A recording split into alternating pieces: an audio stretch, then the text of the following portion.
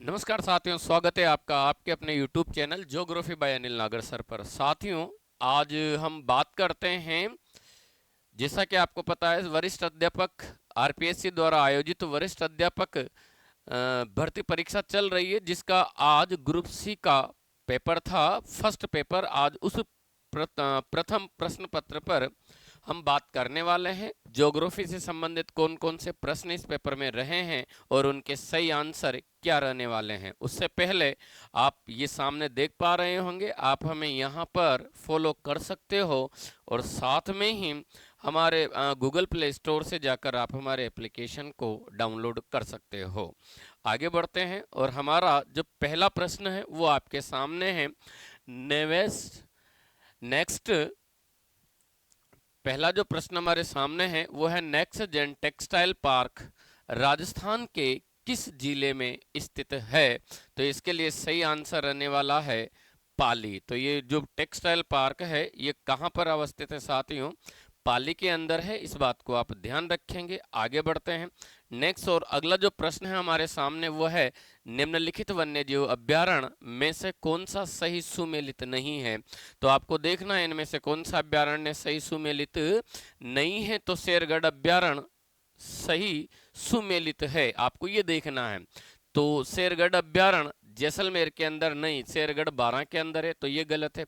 सवाई मानसिंह ये सवाई माधोपुर के अंदर अवस्थित है, चूंकि जवाहर सागर उदयपुर में ना होकर जवाहर सागर कोटा के अंदर है। बेसरोडगढ़ यह चित्तौड़ के अंदर है, ठीक है ना। तो यहाँ पर सही आंसर हमारे सामने क्या रहने वाला है?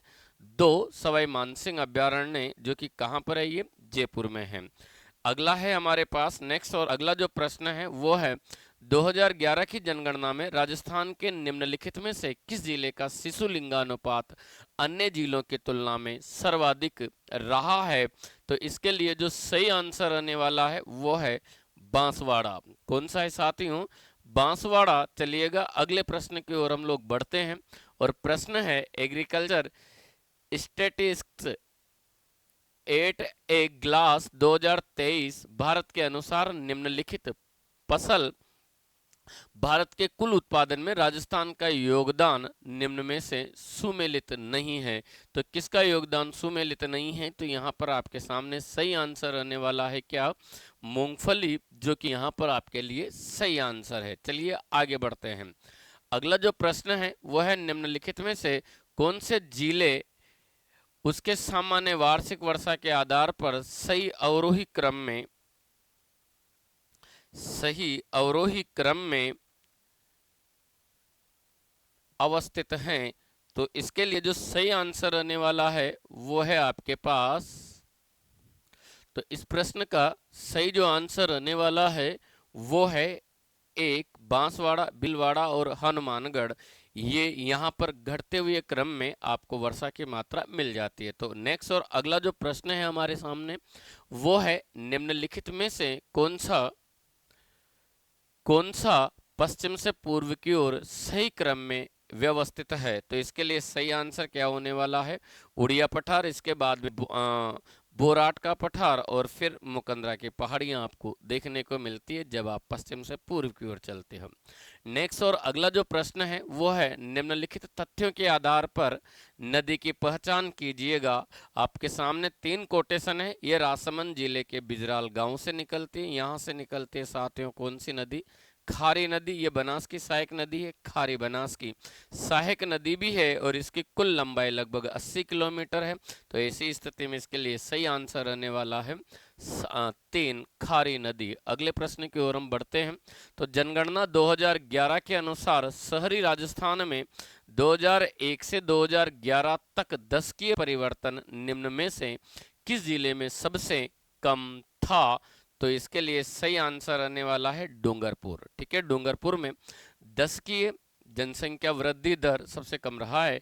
नेक्स्ट है, India state of forest report 2023 के अनुसार निम्नलिखित में से सबसे कम कुल वनावरण क्षेत्र वाले जिलों का युग्म कौन सा सही है। तो राजस्थान में सबसे कम जो वन पाए जाते हैं वो चूरू और हनुमानगढ़ में पाए जाते हैं। तो इसके लिए सही आंसर हो जाएगा 4, चलिए आगे बढ़ते हैं। नेक्स्ट और अगला जो प्रश्न है हमारे सामने वो है, पशुगणना 2019 के अनुसार राजस्थान में भारत के ऊंटों का प्रतिशत कितना है? मतलब भारत के कितने प्रतिशत ऊंट राजस्थान में पाए जाते हैं? तो लगभग 84%, 84.43% ऊंट राजस्थान में पाए जाते हैं और ऊंटों की दृष्टि से राजस्थान का देश में एकाधिकार है। अगला प्रश्न है, पंचगंगा तथा कोयना सहायक नदियां हैं, तो पंचगंगा तथा कोयना किसकी सहायक नदियां हैं? तो ये है आपके पास कृष्णा की। ध्यान रखना, कृष्णा की प्रमुख सहायक नदियों में बीमा, मूसी, कोयना, घाटप्रभा, मालप्रभा, पंचगंगा, ये इसकी प्रमुख सहायक नदियां मिलती है। नेक्स्ट और अगला जो प्रश्न है हमारे सामने वो है, निम्नलिखित तेल क्षेत्रों में से कौन सा ब्रह्मपुत्र घाटी में अवस्थित नहीं है? तो ध्यान रखना, भारत में जो तेल पेटियां हैं उनको 4 भागों में बांटा गया है। 4 भागों में एक है ब्रह्मपुत्र घाटी, दूसरी है पश्चिमी तटीय पेटी, तीसरी है पश्चिमी अपतटीय पेटी और चौथी है पूर्वी तटीय पेटी। तो जो ब्रह्मपुत्र घाटी है उसके अंदर आपको नागकोटिया लोकेशन मिलती है, लखीमपुर मिलता है, रुद्रसागर मिलता है, जबकि आलिया बेट ये पश्चिमी अपतटीय पेटी में अवस्थित है जो खंबात की खाड़ी में स्थित है। यहाँ पर सही आंसर आलिया बेट आपका रहने वाला है। अगला प्रश्न है, वित्तीय वर्ष 2024-25 में भारत के निम्नलिखित में से किस राज्य में सर्वाधिक प्रत्यक्ष विदेशी निवेश हुआ है? तो आपका सही आंसर है महाराष्ट्र।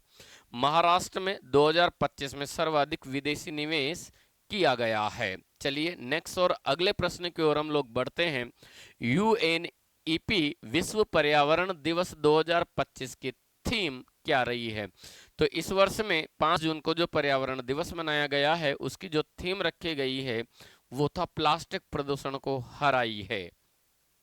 तो प्रश्न संख्या 54 का सही आंसर रहने वाला है 3। नेक्स्ट और अगला प्रश्न था हमारे सामने, लघु हिमालय तथा शिवालिक हिमालय के मध्य पाई जाने वाली जो घाटियां हैं उन्हें क्या कहा जाता है? तो साथियों, मध्य और शिवालिक हिमालय पर पाई जाने वाली घाटियों को स्थानीय भाषा में द्वार व दून के नाम से जानते हैं। तो यहाँ पर सही आंसर क्या हो जाएगा? देहरादून, क्योंकि कुल्लू और कांगड़ा जो घाटी है ये ध्यान रखना महान और मध्य हिमालय के बीच में है। ठीक है, तो इसके लिए केवल सी सही आंसर आपका रहने वाला है। आगे बढ़ते हैं अगले प्रश्न की ओर और प्रश्न है, भारत में निम्नलिखित में से किस क्षेत्र में वार्षिक वर्षा की परिवर्तिता 20% से कम है? परिवर्तिता का मतलब होता है साथियों जहां पर वर्षा अधिक होती है और वर्षा की मात्रा में परिवर्तन कम देखने को मिलता है। तो सबसे ज्यादा वर्षा इस क्षेत्र में तो कहां पर होती है? उत्तर पूर्वी राज्यों में। इसके लिए सही आंसर उत्तर पूर्वी राज्य होगा। अदरवाइज डायरेक्ट अगर आपसे पूछा जाए भारत के किस क्षेत्र में वर्षा की परिवर्तितशीलता सबसे कम है तो आपका आंसर होगा पश्चिमी घाट। चलिए इसके लिए सही आंसर उत्तर पूर्वी राज्य है। नेक्स्ट, मिस्टी पहल किस प्रकार के वनों के संरक्षण से संबंधित है? तो साथियों ये मैंग्रोव वनों के संरक्षण से संबंधित है। आगे बढ़ते हैं। नेक्स्ट और अगला जो प्रश्न है हमारे सामने वो है, 2020 में अंतर्राष्ट्रीय प्रवासियों की पुरुष महिला सहभागिता कितनी है? तो 2020 में पुरुषों की 60.8% और महिलाओं की 39.2% रही है। तो सही आंसर हो जाएगा 3। नेक्स्ट और अगला प्रश्न है, माटो ग्रासो पठार किस महाद्वीप में स्थित है? तो ये है दक्षिणी अमेरिका में।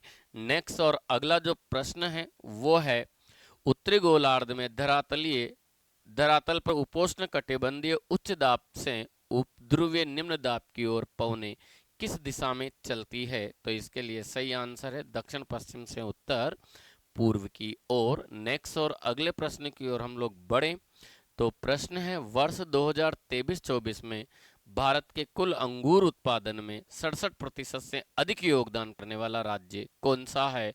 तो महाराष्ट्र। कौन सा है? महाराष्ट्र। नेक्स्ट और लास्ट जो क्वेश्चन है वो है, सिंधु जल संधि 1960 के संबंध में निम्नलिखित कथनों पर विचार कीजिए। और पहला कथन है, भारत पाकिस्तान और अंतर्राष्ट्रीय पुनर्निर्माण एवं विकास बैंक के बीच सिंधु जल संधि 1960 19 सितंबर 1960 को नई दिल्ली में हस्ताक्षरित की गई थी ना। ये कहां पर की गई थी? तो आपका आंसर है कराची में। कहां पर है? कराची। ये 12 जनवरी 1961 को कराची में अनुमोदन पत्रों के आदान प्रदान के साथ लागू हुई थी। गलत। ये लागू कब कर दी गई थी? 1 अप्रैल 1960 को ही लागू कर दी गई थी। साथियों, संधि बाद में हुई थी, लेकिन इसके लागू करने की जो तिथि थी वो संधि से पहले ही निर्धारित संधि से पहले की निर्धारित की गई थी 1 अप्रैल 1960। तो यहाँ पर दोनों कथन असत्य हैं। सही आंसर हो जाएगा 2। तो ये थे साथियों आज के द्वितीय श्रेणी का जो सी ग्रुप का पेपर था, प्रथम प्रश्न पत्र। उसमें ज्योग्राफी से लिए गए महत्वपूर्ण ज्योग्राफी से लिए गए प्रश्न, जिसमें हमने इंडिया, वर्ल्ड और राजस्थान के प्रश्नों के बारे में चर्चाएं की थी। साथियों, हम 11 तारीख को भी होने वाले डी ग्रुप का जो पेपर है उसके प्रश्नों को सोल्व करेंगे, उनका सॉल्यूशन भी यहाँ पर देखेंगे। और इन चीज़ों को जानने के लिए आप हमारे चैनल को सब्सक्राइब करें। अगर आप चैनल पर नए आए हो तो साथ में वीडियो को लाइक करें, शेयर करें और सब्सक्राइब करें। धन्यवाद।